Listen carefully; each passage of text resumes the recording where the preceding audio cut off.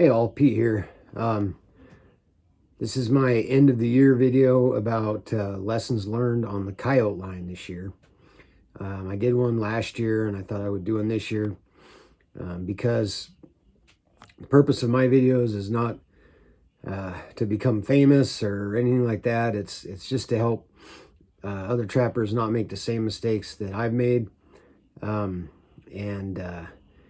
So I want to talk about some mistakes I made this year and some things I learned that really helped. I think this is my 5th year going after coyotes for, seriously going after them. Like I've said in my other videos in the past, I might set a few coyote traps here and there if I was doing some water trapping somewhere. But about five years ago or so, I started, going after coyotes specifically, and I've learned a lot. And this year I learned a few new things as well. Before I do that, real quick, I just want to remind everybody, I wrote a book. This is my 4th book, but it's my first fiction book. It's called Basco, The Adventures of Jesse Echeverry. It's a modern day Western. It's getting really good reports from people who are buying it and reading it. The main character is a trapper, full-time trapper. The book is set in Idaho and northern Nevada. And it's full of, trapping and hunting and outdoor adventures and man versus wild and veterans and patriotism and gunfights and gambling and rodeos, and family and faith and loyalty and friendship and love and death. I really think it's a good book. I put a lot of heart and soul into this, and all the money that I make from this book is going to help build the nonprofit my wife and I are working on building, called Sacred Heart Ranch of Idaho. It's a nonprofit to help young women who have been affected by trauma, including female veterans. So I would appreciate it if you'd be willing to buy a copy of my book. It's an easy way to support a really important cause. It's $20 plus shipping. You can buy it at jpsbill.com. And if you want to learn more about Sacred Heart Ranch of Idaho, you can visit www.sacredheartranch.org. I will put both links in the comments section of this video. I really appreciate it if you're one of my YouTube subscribers to get a copy of this book. It'll help out our nonprofit, and I think you'll really enjoy it if you like Westerns. So that's the plug for that. All right, what I learned this year. Last summer, I read a book called Catching Coyotes and Other Critters by Major Boddicker. In it, he describes what he calls his Boddicker set. Basically, it's a dirt hole with 2 traps offset at it with about 9 inches between the pans. So there's 11 inches from the pan to the hole, 11 inches from the pan to the hole, about 9 inches between the trap pans. And that's his high percentage catch. He uses 2 dirt holes a couple inches apart when he does it. Uses fish oil in one hole, a food bait in the other hole, and then he puts some urine and maybe some kind of a call lure on the backing. Okay, so I based most of my sets off that set this year, and I am absolutely convinced, with beyond a shadow of a doubt, that 2 traps at a dirt hole is the way I'm going to do it almost always from now on, if I can. My percentages went way up. I only had a couple traps this year that got visited by a coyote and didn't make a catch. Okay, and none of my Boddicker sets that happened at none of my Boddicker sets. The only sets that happened at were my flat sets. And so the first thing I learned is I love that Boddicker set. I don't think it has to be exactly the way he describes it. I think, but 2 traps at a dirt hole, or 2 traps at a flat, or 2 traps at a walkthrough, just 2 traps in general, I think is a way better idea. I mean, obviously percentages say that's a better idea, but I just, I wanted to try it and see for myself, and it worked out very, very well for me. So you can get that book, I think, on Amazon, Catching Coyotes and Other Critters. I'd suggest reading it. It's a great book. There's some good information in there. I like the set. I'm going to use it a lot this fall. I'm not going to trap as much this fall because prices are so far down, but I do have a couple landowners that I've committed to trap for, so I will be trapping on some private land this fall. coyotes, and I'm going to use that set, So the first thing I learned was I love the Boddicker set. I love the 2 traps kind of in the triangle configuration with the dirt holes. And I like using the 2 dirt holes. It gives it a little bit more smell. It was a good deal. Dirt holes were far more successful for me this year than flat sets were, which is different than in previous years. In previous years, flat sets and trail sets had higher percentages, but with this Boddicker setup that I used this year, I had really good success. Now, I also changed baits this year. So again, we don't know what variable influences things the most because I changed several variables. So I can't attribute greater success to any one variable because I changed several things. But I changed baits this year, and I used a lot of beaver meat and a lot of bobcat meat. I used a lot of skunk oil, beaver castor, mixed in with the bait.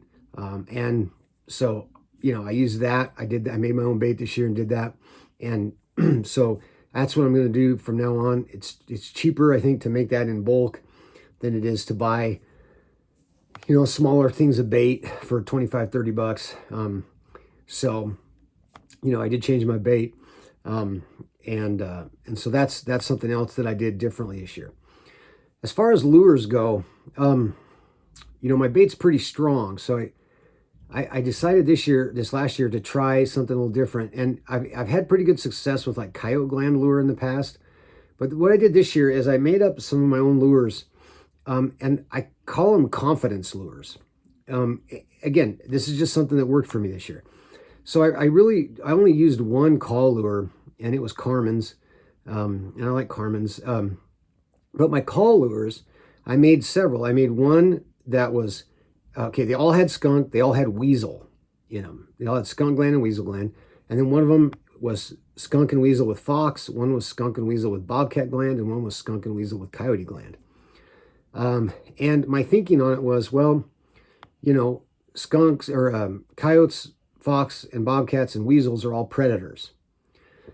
So if there's the smell of other predators there, then it conceivably would give another predator confidence to come check it out. The skunk was just to give a little additional, a little bit of additional wing to it, to carry just a little farther. Especially as we started to get some snow. Initially, there wasn't skunk in them, but as it got colder, I added some skunk to each of those. And sometimes I used it, sometimes I didn't.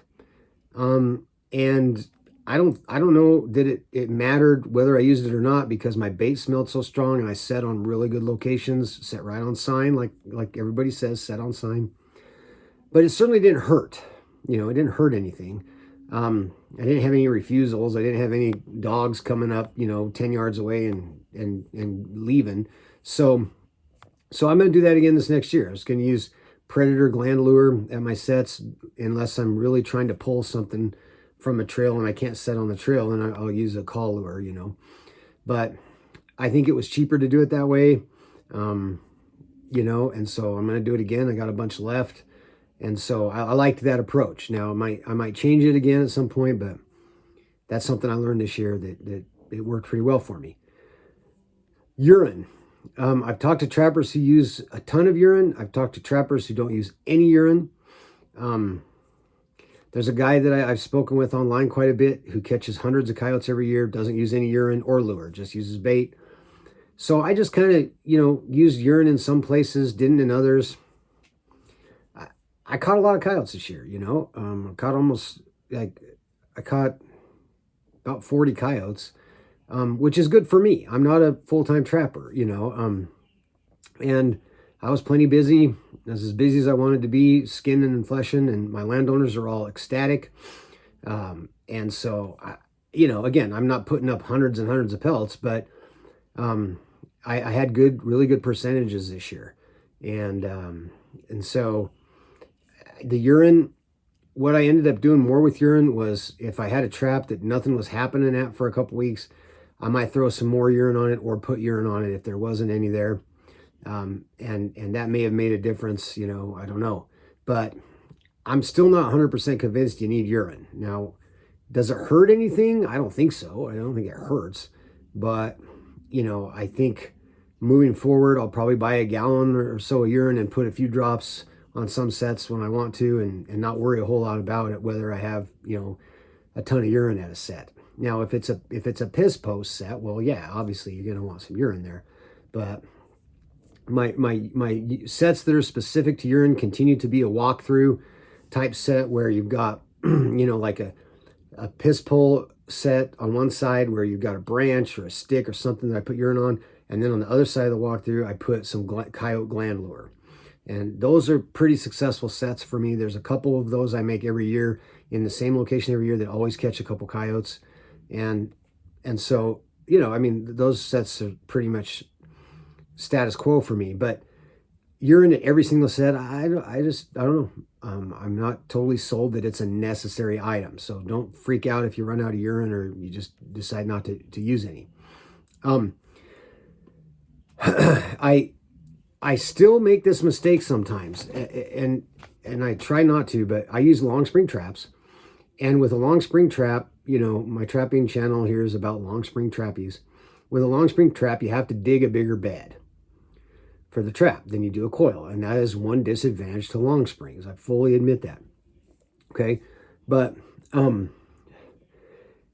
sometimes I dig the bed. I dig it a little too deep. And instead of shallowing it up by throwing some dirt back in, I bed that trap, you know, real good. And then I'm not thinking, I start putting dirt on top and bedding.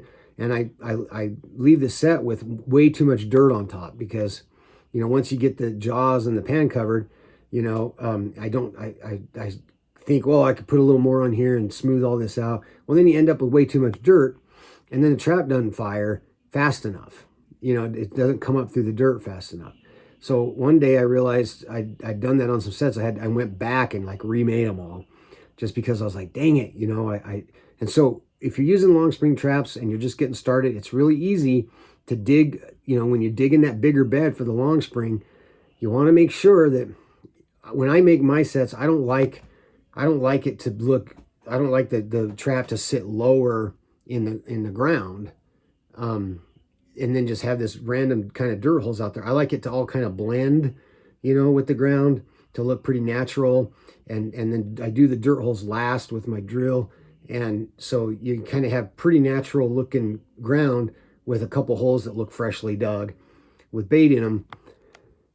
And so if that's how you're doing it, and you're not doing kind of a step down type deal, then make sure that if you dig that deep bed for your long spring, put that trap in there and then kind of look and see how far it is from the jaws in the pan up to the ground level.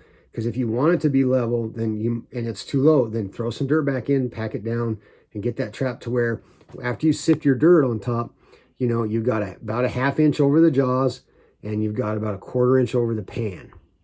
Okay? Because if you don't, it's real easy if you bed that trap really solid like I do, where you're just packing and packing and packing to just get too much dirt and to end up putting more dirt on the top, to get it level, and you end up with way too much dirt on the top. And you get any kind of frost or anything that gets the ground hard, or rain that gets the dirt packed a little bit, it'll slow those jaws down coming up out of the ground, okay? So that's one mistake I made again this year on a few sets. I fixed it. You know, I don't think I lost any coyotes because of it, but I noticed that I was doing that again on some sets. I was like, oh, come on, Pete, you know better than that. And so that's just something to be aware of when you're having to dig bigger trap beds, especially with that Boddicker set, where I dig one big kind of trapezoid shaped bed for the trap for 2 long springs to go in there. You can get a little carried away with your digging and end up too deep. Okay, so just that's something I learned. You know, be aware of that. That's important. I think the last thing I learned this year was sort of just a trapping lesson in general. Is I've said it in my videos, when you're scouting locations, is you want to choose places that you can get into if the weather gets cruddy. And boy, this year the weather was different than last year. We got hit with some snow, and I had to go in and get my traps out, and I had to walk in. I couldn't get my Jeep back to where I wanted to go. And it was miserable. I even shot a video the day I was out getting the last of my traps out. And, I didn't trust my guts because the week before I was like, the weather's changing. We could get dumped on. I should probably pull these today. And I was like, no, I'll be able to get back here. I'll be able to get back here. Well, I got back there, but I had to walk and it was freezing.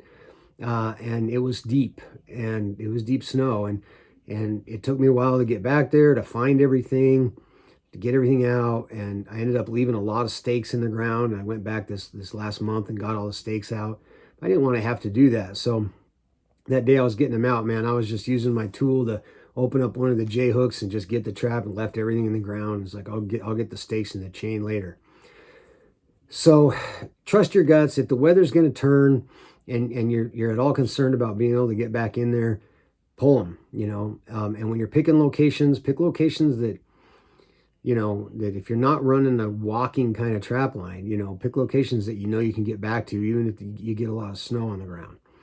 And if you're in states where you don't get a lot of snow, then, it's not a big deal. But here in Idaho, you never know. You just, we don't get the kind of snow that, Wisconsin might get. But when we do get snow, it can disrupt things.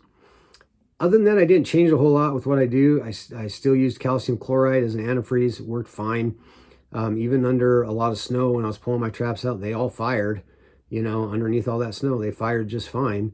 I didn't have any traps frozen down in any of the weather we had.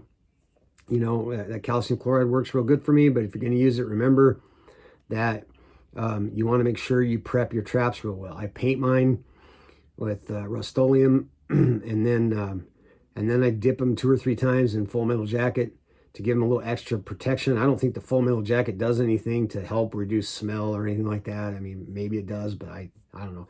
I catch coyotes in traps that have just been painted and not dipped in anything else. What the Full Metal Jacket does for me is with 2 or 3 dips in that Full Metal Jacket, it gives a little bit more protection against corrosion from the calcium chloride. And I got all my traps hanging up right now, getting ready to paint them some more, and they look good. There's a little rust and stuff, but they're in really good shape.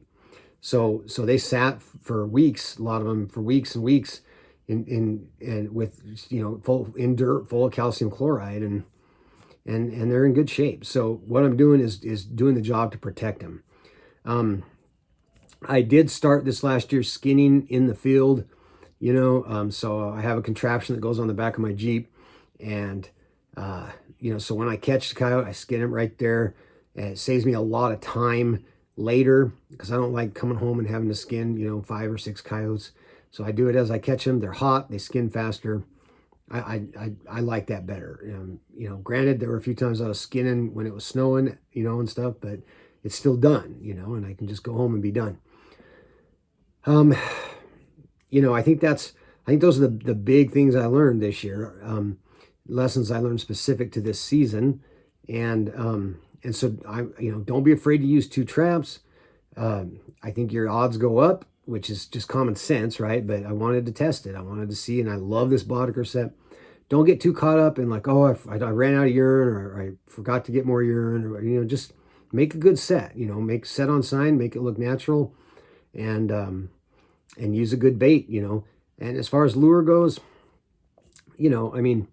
I did this gland thing. I did use a little bit of food lure later in the season, which worked okay for me. I just used Canine Force, I think was the lure. I used the food lure.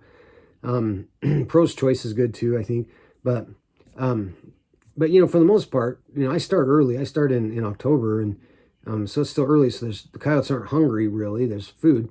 And so that gland lure seems to do really well. They smell they smell other predators have been there. Like I said, it's kind of a confidence lure, I think. Other than that, I had a pretty good season, and so those are the things I learned. Take them for what they're worth. They might matter to you. They might not. You might have a better way, and I'm sure there are a million other ways to do things than the way I'm doing them. But that's what I learned this year. So I appreciate you watching my channel. I appreciate those of you that subscribe. And I can't emphasize enough how much I would appreciate your support. Again, with my book, I guarantee if you like westerns and outdoor adventures and stuff, you'll like the book.